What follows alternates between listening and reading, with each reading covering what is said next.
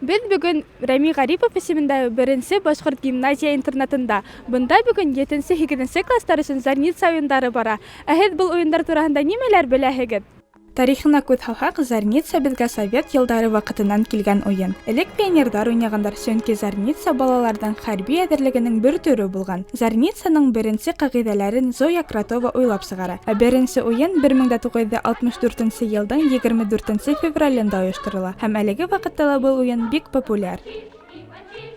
Гимназиялы хәрби-патриотик айлык секторында башка бик күп төрле мавыктыргы саралар менән бер рәттән балаларның яраткан Зарница уены оешкан төстә үтте. Саралы класслар яшь аермаһына карап күз сынашты. Бүген 7-8 класс укучылары уйнай.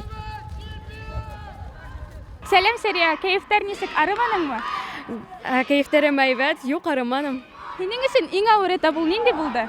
Ул иң авыры булгандыр, ул канат аша үтүе. Һинең уйлавыңса, бүген кем иңүче булачак? Минең уйлавымча, без 8 классы. Ярай, һезгә уңышлар теләйбез. Рәхмәт.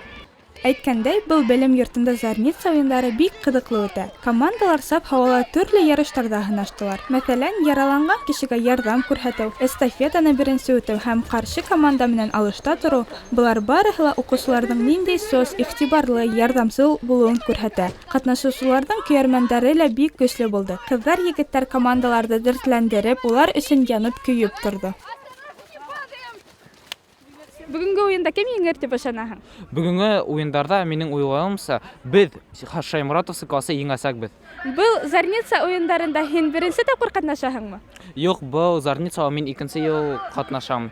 Шуның өчен мин еңергә тырышасакмын. Зарница уены яшь буында патриотик рух тәрбияләү һәм сәламәт тормыш алып баруды максат итеп куя. Гимназия укучылары, укытучылар, уенды оештыручылар барыһы ла афарин. Улар илебезнең ысын патриоттары дип әйтергә була.